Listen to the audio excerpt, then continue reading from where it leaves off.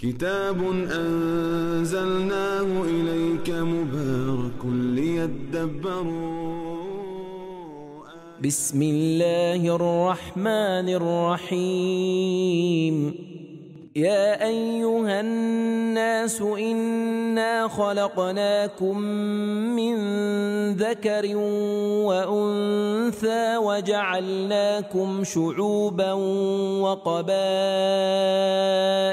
لتعارفوا إن أكرمكم عند الله أتقاكم إن الله عليم خبير۔ اے لوگوں، ہم نے تمہیں ایک مرد آدم اور ایک عورت حوا سے پیدا کیا ہے، اور پھر تمہیں مختلف خاندانوں اور قبیلوں میں تقسیم کر دیا ہے تاکہ تم ایک دوسرے کو پہچان سکو۔ بے شک اللہ کے نزدیک تم میں سے زیادہ معزز و مکرم وہ ہے جو تم میں سب سے زیادہ پرہیزگار ہے۔ یقیناً اللہ بڑا جاننے والا ہے، بڑا باخبر ہے۔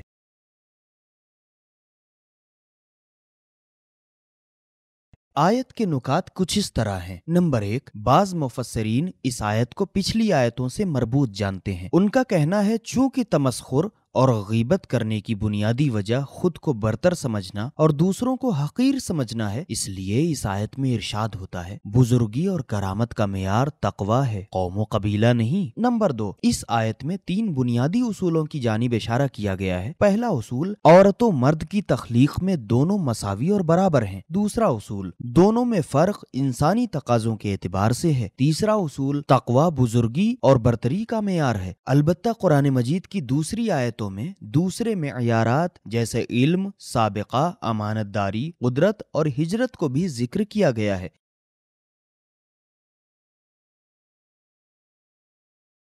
پہلا پیغام، عورت یا مرد ہونا یا فلاں قوم و قبیلے کا ہونا فخر و مباحات کا معیار نہیں ہے، کیونکہ یہ پروردگار کا کام ہے۔ خلقنا جعلنا۔ دوسرا پیغام، انسانوں کے درمیان شکل، قیافہ اور رنگ و نسل کا جو فرق پایا جاتا ہے، اس کی حکمت یہ ہے کہ ایک دوسرے کو پہچاننے میں آسانی ہو، لہٰذا اس پر فخر نہیں کرنا چاہیے۔ لتعارفوا۔ تیسرا پیغام، لوگ جو احترام و اکرام کرتے ہیں وہ جلدی ختم ہو جاتا ہے، اسی وجہ سے خدا کے نزدیک مقام کرامت کو حاصل کرنا اہم ہے۔ اکرمکم عند اللہ۔ چوتھا پیغام، قرآن کے نزدیک قومی، نسلی، جغرافیائی، معیشتی، فکری، ثقافتی، سماجی اور فوجی ہر طرح کی تبعیض یعنی ڈسکریمنیشن مردود ہے، اور فضیلت کا معیار صرف تقوی ہے۔ ان اکرمکم عند اللہ اتقاکم۔ پانچواں پیغام، برتری حاصل کرنا انسانی فطرت کا تقاضا ہے، اور اسلام نے اس فطری تقاضے کو پورا کرنے کا راستہ تقوی میں قرار دیا ہے۔ ان اکرمکم عند اللہ اتقاکم۔ چھٹا پیغام، تقوی کا دعویٰ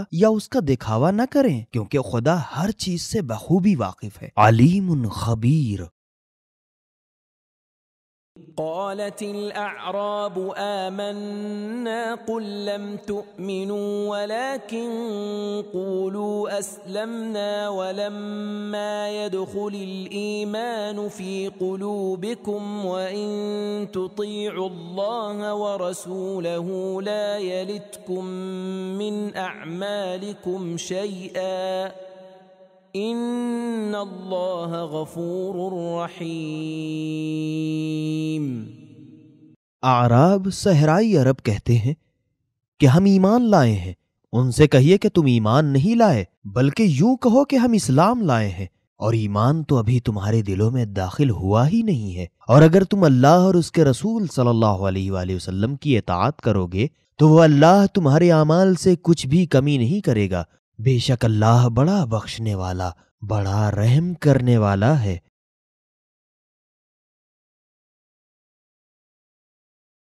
اس آیت کے نکات یہ ہیں۔ نمبر 1، اعراب سے مراد وہ عرب ہیں جو صحرا میں زندگی گزارتے ہیں، جن میں سے بعض مومن تھے، جیسا کہ سورہ توبہ میں ان کی مدح کی گئی ہے۔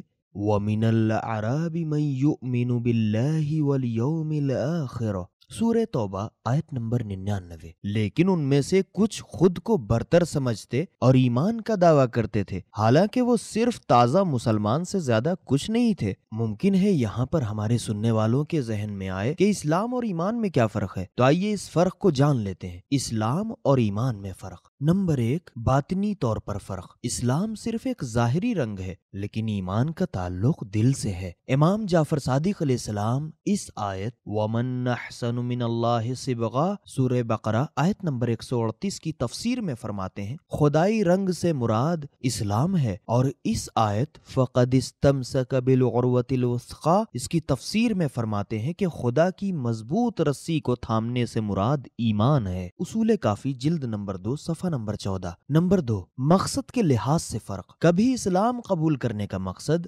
مادی اور دنیاوی چیزوں تک پہنچنا ہوتا ہے لیکن ایمان کی وجہ صرف روحانی ہوتی ہے۔ امام جعفر صادق علیہ السلام ارشاد فرماتے ہیں اسلام قبول کرنے سے انسان کا خون محفوظ ہو جاتا ہے اور دوسرے مسلمان کے ساتھ شادی حلال ہو جائے گی، لیکن اخروی جزا کا تعلق صرف ایمان سے ہے۔ اصول کافی جلد نمبر 2 صفحہ نمبر 24۔ نمبر 3، عمل کے لحاظ سے فرق۔ عمل کے بغیر اسلام کو ظاہر کرنا ممکن ہے لیکن ایمان عمل سے جدا نہیں ہو سکتا، جیسا کہ حدیث میں ہم پڑھتے ہیں الایمان اقرار و عمل والاسلام اقرار بلا عمل۔ اصول کافی جلد نمبر 2 صفحہ نمبر 24۔ لہٰذا ایمان میں اسلام چھپا ہوا ہے لیکن اسلام سے ایمان کا پتہ نہیں لگایا جا سکتا ہے۔ ایک دوسری حدیث میں اسلام کو مسجد الحرام سے اور ایمان کو خانہ کعبہ سے تشبیہ دی گئی ہے جو کہ مسجد الحرام کے بیچ میں واقع ہے۔ اصول کافی جلد نمبر 2 صفحہ نمبر 59۔ امام محمد باقر علیہ السلام ارشاد فرماتے ہیں ایمان وہ چیز ہے جو دل میں گھر کرتی ہے اور انسان اس کے ذریعے سے خدا تک پہنچتا ہے، اور عمل اسی قلبی ایمان کی تصدیق کرتا ہے، اور اسلام وہ ہے جو باتوں یا کرداروں میں ظاہر ہوتا ہے اگرچہ ممکن ہے وہ دل تک نہ اترا ہو۔ اصول کافی جلد نمبر 2 صفحہ نمبر 26۔ نمبر 4، مرتبے کے لحاظ سے فرق۔ حدیث میں پڑھتے ہیں ایمان اسلام سے بالاتر ہے اور تقوی ایمان سے بالاتر، اور یقین تقوی سے بالاتر ہے، اور لوگوں کے درمیان یقین سے زیادہ کوئی شے نایاب نہیں ہے۔ اصول کافی جلد نمبر 2 صفحہ نمبر 51۔